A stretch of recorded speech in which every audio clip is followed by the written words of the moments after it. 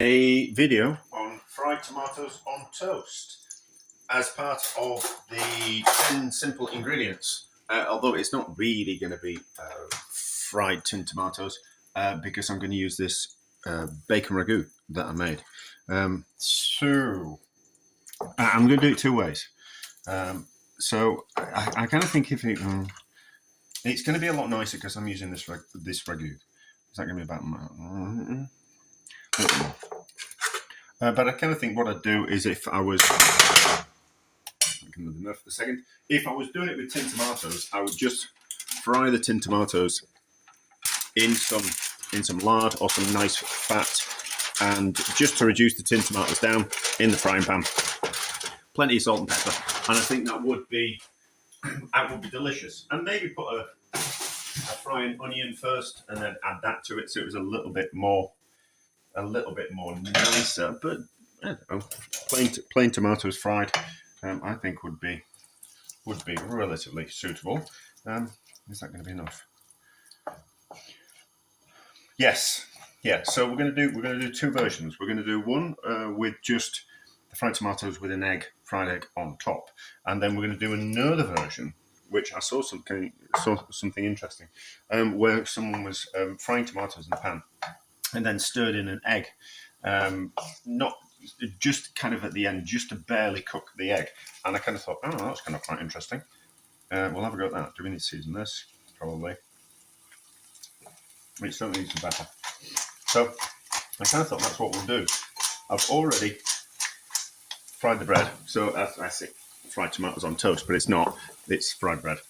Because why would we have toast when we could have fried bread? Is always an option. Now, can I do two things at once? I used to be able to when I was a proper chef. I'm not a proper chef anymore, so I have lost skills. Fried egg, we'll do it in the back.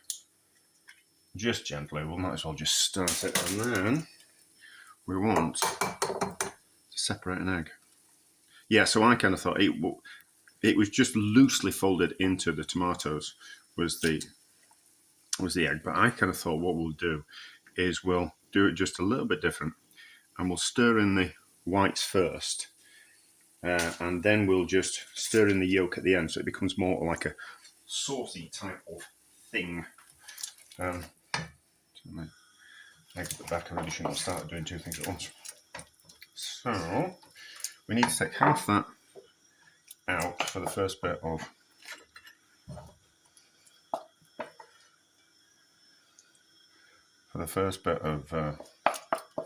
fried tomatoes on toast. Look at that, that bacon ragu is lovely.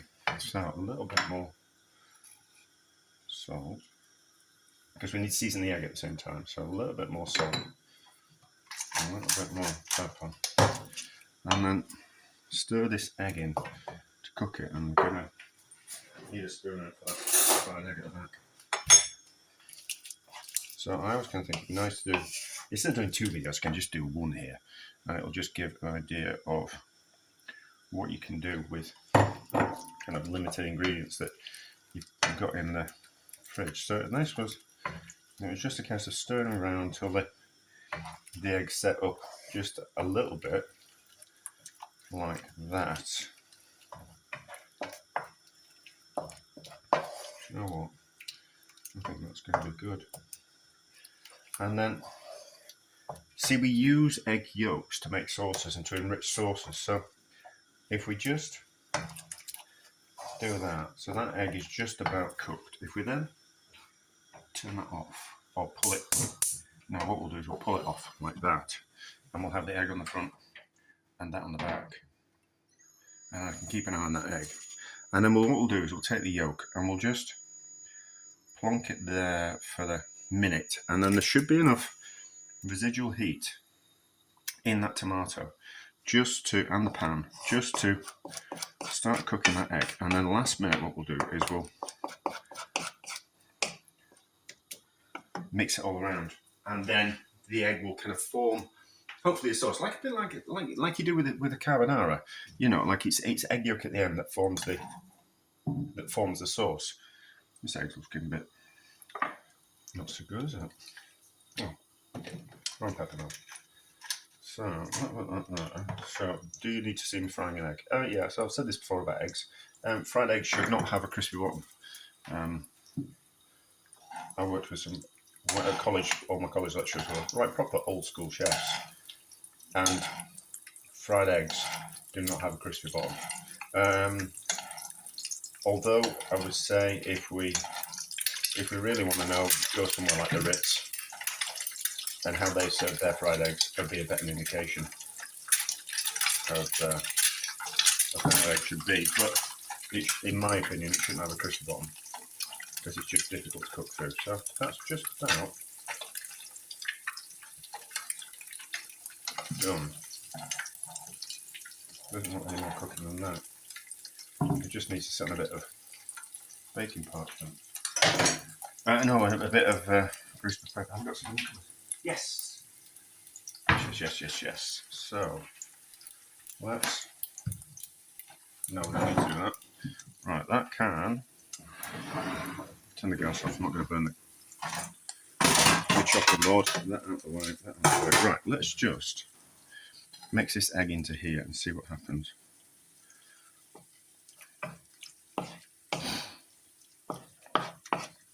That's alright, isn't it? That's worked. So that'll have cooked that egg. So that'll be lovely. Let's taste that. Because we've got a comparison, haven't we? We've got a comparison of these tomatoes here. So let's taste this first. Very nice. What's this like with the egg stirred into it?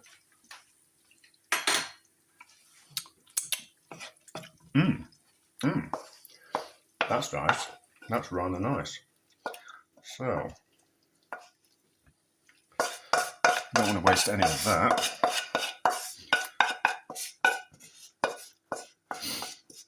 So this is, let's take a picture as well. This is fried tomatoes on toast with an egg. We just need that. We like fat, but we just don't like too much of it. So we'll just do that. Get that out of the way. So there we go. I can still almost do two things at once. It's just stopped it being too greasy. I like fat, but just we don't need it too greasy. And that just needs to be a bit more of that showing to take a picture, don't we? Right. We'll take a picture and then we'll taste. I almost ate without starting the video. So we are recording. Yes, we are. Right. So this is one with the egg creamed into it.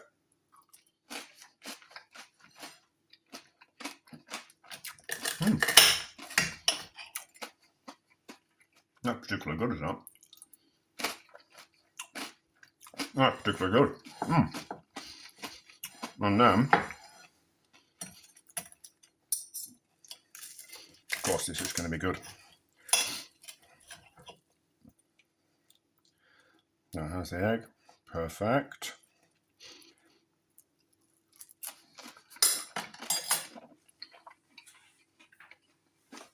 That's lovely, is that? So, I really should finish stopping eating, shouldn't I? So,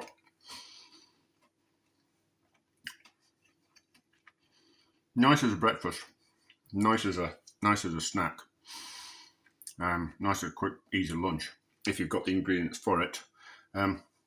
Obviously, I used the ragu because that's what I had. But a tin of tomatoes cooked down with an onion.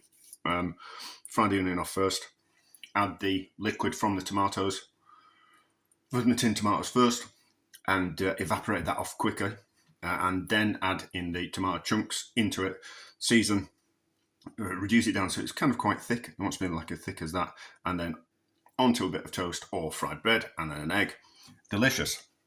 A success. But that's lovely, enriches that. If I was being greedy, I'd have used 2 eggs. But 1 is sufficient.